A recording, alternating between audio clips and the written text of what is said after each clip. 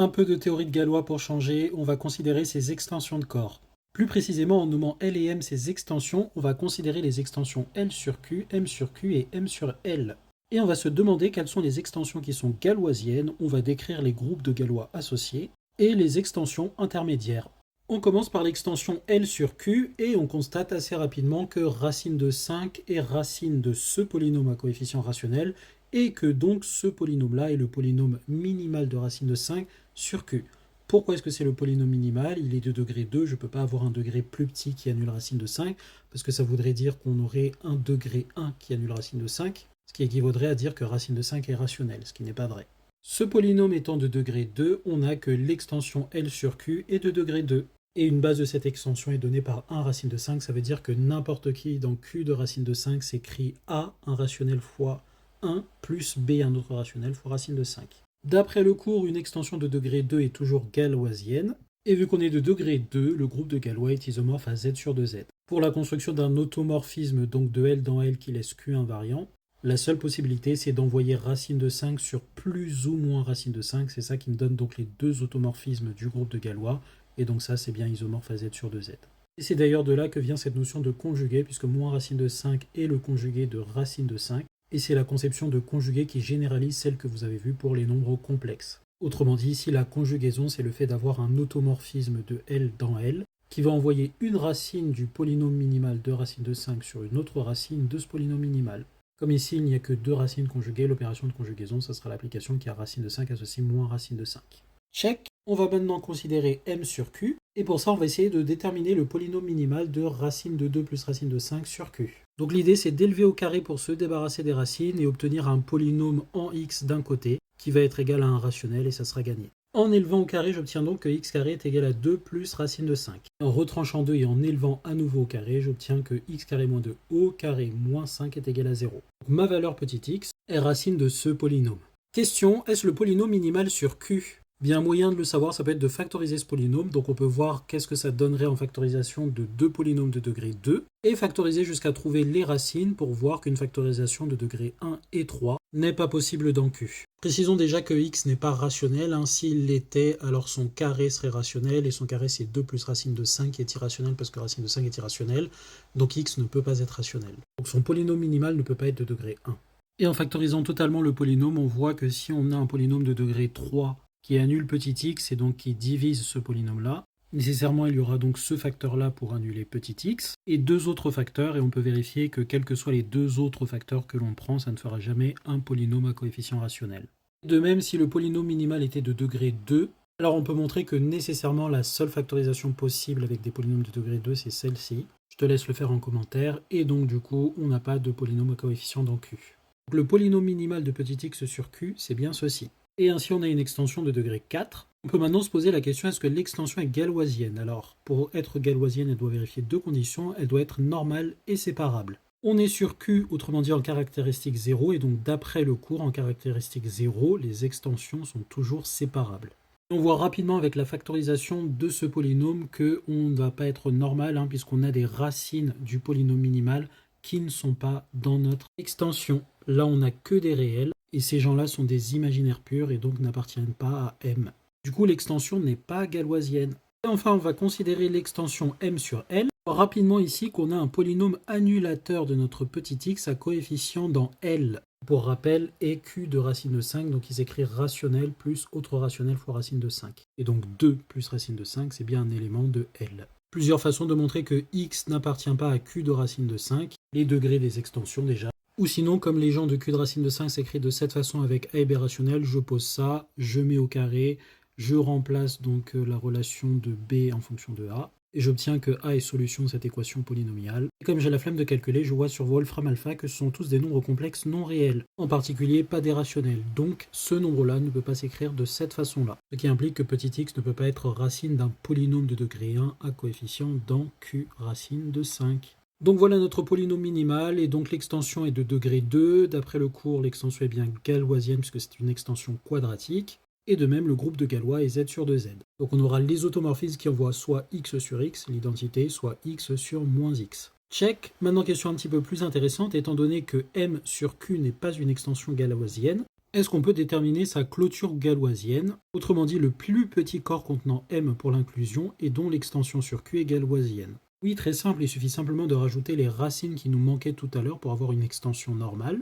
Et on a donc que cette extension-là est galoisienne. Pourquoi? Je reprécise, on est en caractéristique 0, donc on est bien séparable. De plus, cette extension est le corps de décomposition de ce polynôme-là sur Q. Donc l'extension est bien galoisienne. En notant M1 cette extension, on peut remarquer que M1 c'est Q sur X sur Y, où X est ce bonhomme-là et Y est ce bonhomme-là. On a bien la double inclusion, puisque X et Y sont là-dedans, et donc M1 est inclus là-dedans, et l'autre parce que M1 contient QX, vu qu'il contient Q et X, et il contient Y, vu qu'il contient QX et Y, il contient le corps engendré par QX et Y. De plus, Y est solution de ce polynôme, et on note que ce coefficient-là s'écrit comme x carré moins 4. Parce que quand je mets au carré, j'ai 2 plus racine de 5, moins 4, ça fait bien moins 2 plus racine de 5. Et je rappelle qu'une base de Qx est donnée par 1x, x carré, x cube. Donc ce truc-là est bien dans Qx, donc ce polynôme-là est bien un coefficient dans Qx. Et donc c'est bien le polynôme minimal de y sur Qx. On ne peut pas avoir un polynôme de degré 1 à coefficient dans Qx qui annule y, vu que c'est un imaginaire pur.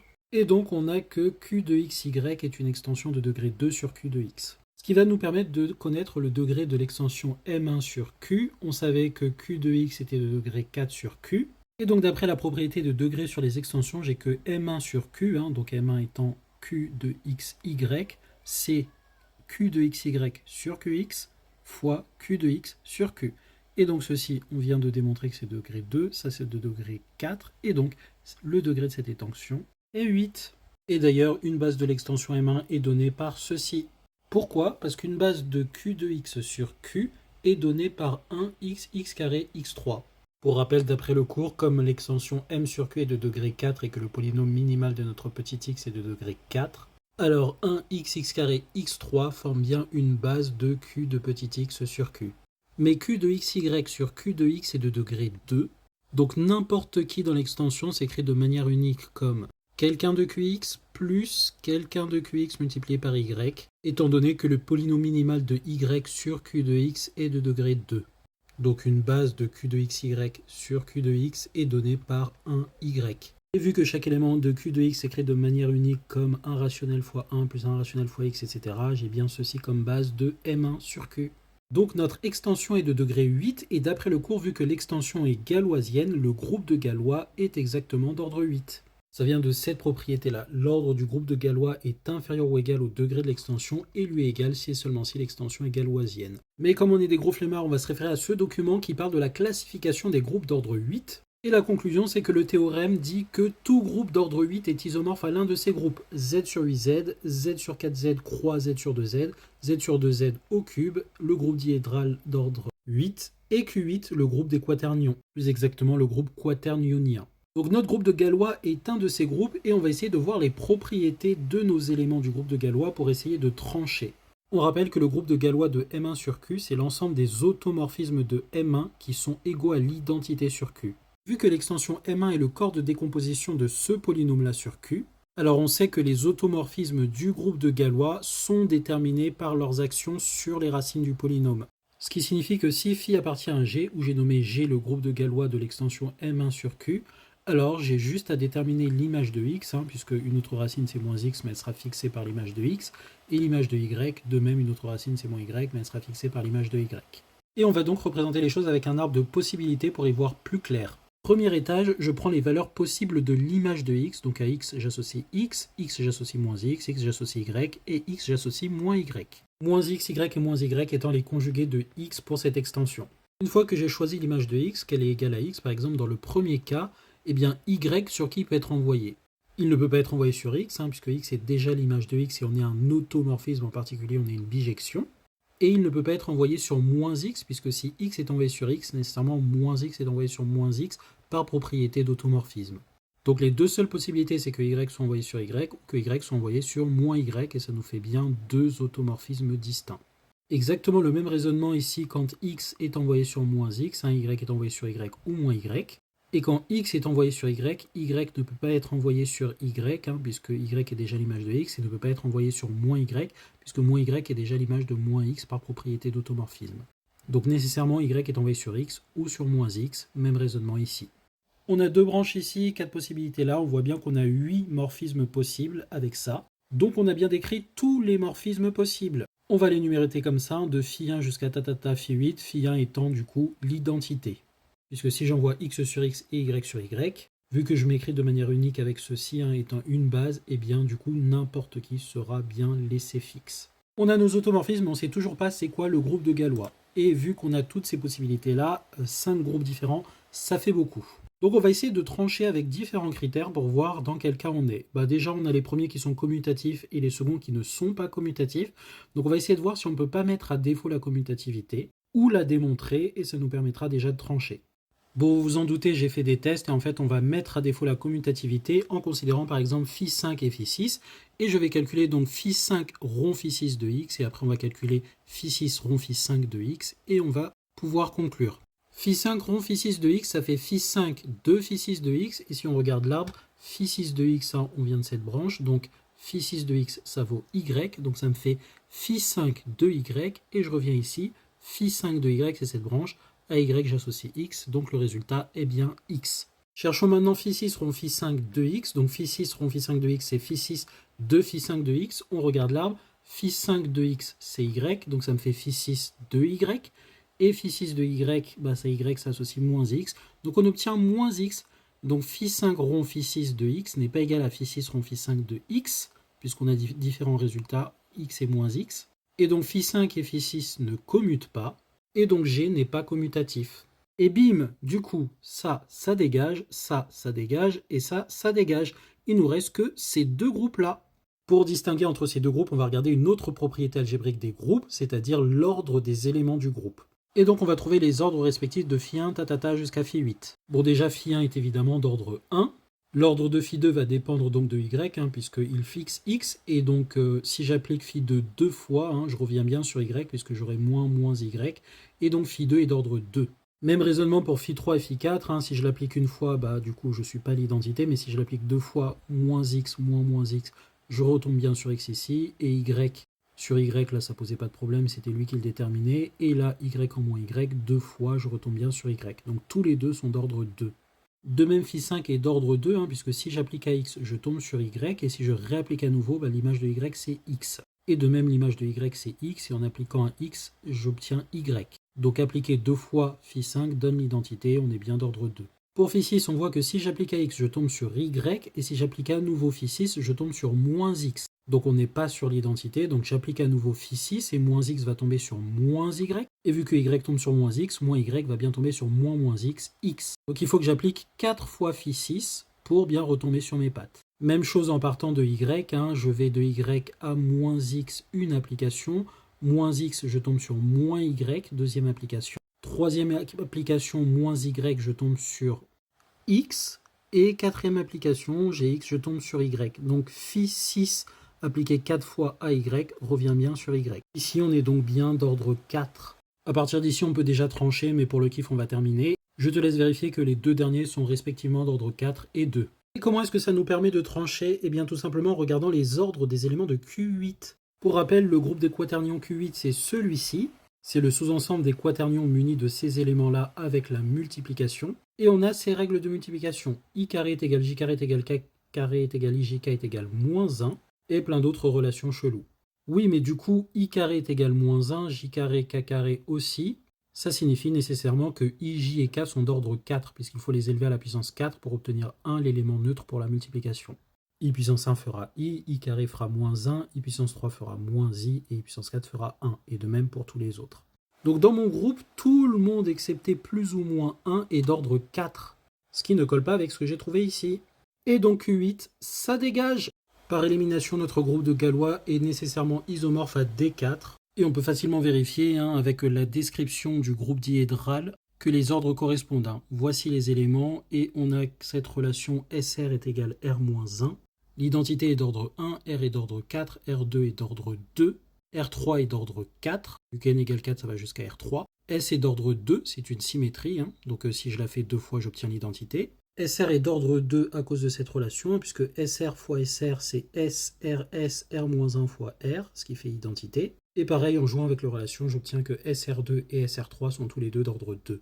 Ainsi, j'ai isomorphe AD4 qui lui-même, hein, pour précision, est isomorphe à ce produit semi-direct, d'après le cours. On n'a plus donc qu'à lister les sous-groupes de G. Et grosse flemme, donc je remercie Wikipédia d'avoir fait le travail déjà pour moi. Voici la liste des sous-groupes. Donc en fait, le F illustre comment agit la transformation géométrique. Donc F associe F, ça c'est tout simplement l'identité. Ici on voit l'identité et la réflexion, ainsi que tous les autres sous-groupes que je te laisse vérifier. Voici donc le diagramme recopié avec R et S, où j'ai choisi pour S la symétrie d'axe vertical. Pour rappel, le groupe diédral d'ordre 8, c'est celui qui agit sur le carré. Et donc la symétrie d'axe vertical qui passe par les milieux du côté supérieur et inférieur, c'est ce que je désigne par S. R est une rotation d'angle pi sur 4. Et on a donc des 4 qui s'écrit de cette façon avec l'isomorphisme associé à G. Comment est-ce que je l'obtiens? Eh bien je peux noter que en fait, vu que c'est l'action de D4, j'ai tout simplement à tracer un carré, à numéroter les sommets avec les différentes racines. Et en fonction des transformations que j'ai sur mon arbre pour les différentes valeurs de phi, j'en déduis à quelle transformation elles correspondent dans le groupe diédral classique. Exemple ici, on a R qui correspond à phi6, hein, je revais dans mon arbre, phi6 donc transforme x en y et y en moins x. Et si je vérifie sur le carré, hein, c'est bien la rotation d'angle pi sur 4, x est transformé en y et y en moins x, et naturellement moins x en moins y et moins y en x, par propriété du morphisme de Corr. De même ici, on voit que S correspond à phi5, et phi5 transforme x en y et y en x, ce qui est bien la symétrie axiale de cet axe-là vertical, hein, x en y en x, et donc naturellement moins x en moins y et moins y en moins x par propriété du morphisme de Corr. Donc d'après cette description de cours, on a juste à vérifier les ordres des éléments et la relation, et on prouve de ce fait que G est isomorphe à D4. Je te laisse vérifier la correspondance avec l'arbre que j'ai fait juste ici, hein. N'hésite pas si jamais tu as des questions. Et donc le diagramme avec les différents sous-groupes de D4, et donc il faut que je trouve les extensions de corps intermédiaires qui correspondent à ce diagramme-là. Ce qui va me donner exactement ce diagramme-là, mais ne panique pas, on va expliquer comment on l'obtient.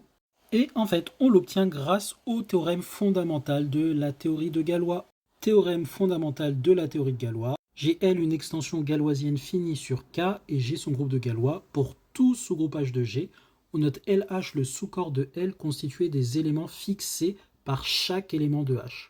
Alors, premier point, L est une extension galoisienne de LH et H est son groupe de Galois associés.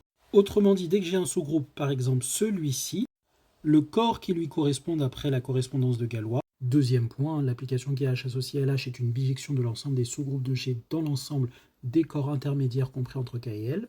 Eh bien, on sait que le corps L est une extension galoisienne sur ce corps-là. Et bien évidemment, le corps de base est bien inclus dans le corps intermédiaire, puisque les gens du corps de base sont fixés par tout le monde dans le groupe, en particulier ils sont fixés par tout le monde dans le sous-groupe, donc ils sont bien inclus dans le corps intermédiaire qui est constitué de tous ceux qui sont fixés par ceux du sous-groupe, tous ceux du corps L. Mais comme on sait pour rappel que l'ordre du groupe de Galois est égal au degré de l'extension si et seulement si l'extension est galoisienne, et que l'extension L sur LH est bien une extension galoisienne d'après le premier point, alors l'ordre de ce groupe-là me donne le degré de l'extension de ce corps-là sur ce corps-là. Et donc je sais que ce corps-là sur ce corps-là, c'est de degré 4. Puisque le groupe correspondant est de cardinal 4. Mais vu que ça sur Q, on a montré avant que c'était de degré 8, d'après la propriété de degré des extensions, nécessairement, le degré de ça sur Q est 2, puisque le degré de ça sur Q fois le degré de ça sur lui, ça doit donner le degré de lui sur lui qui vaut 8, sachant que lui sur lui vaut 4. Donc par le même raisonnement, je sais que tous les corps qui correspondent ici à cette ligne sont de degré 2 sur Q. Et en fait, il y a juste à trouver un élément qui n'est pas un rationnel, qui est invariant par tous ces automorphismes-là. Si j'en trouve un, en particulier il sera de degré 2, c'est gagné, j'ai mon extension. Comment maintenant je fais pour trouver un élément qui est invariant? On va prendre l'exemple avec ce sous-groupe-là que j'ai reproduit avec mes applications phi, et j'ai noté leurs images, avec leur description sur l'image de x et y respectivement. Je te laisse bien revérifier. Eh bien, soit j'ai l'œil et je vois rapidement quelque chose que je peux fabriquer à partir de x et y additivement, multiplicativement qui est invariant et qui est de degré 2, soit je résous un système. Ici, on peut noter que xy va bien être invariant par chacun d'entre eux, parce que si je fais phi5 de xy, eh bien ici j'aurai y fois x, donc xy, moins y fois moins x, donc xy, et pareil ici. Pas besoin évidemment de vérifier pour l'identité. Donc j'ai que xy est invariant par tout ça. Mais x fois y, ça fait i. Et i est bien de degré 2 sur q. Donc ici, nécessairement, j'ai q de i. On va expliquer maintenant l'idée de la résolution du système avec ce groupe-là pour lequel on n'a pas de relation évidente comme ça qui saute à l'œil. Donc j'ai reproduit le sous-groupe juste ici, et l'idée ça va être de trouver tous les z tels que phi de ce z-là est égal à z.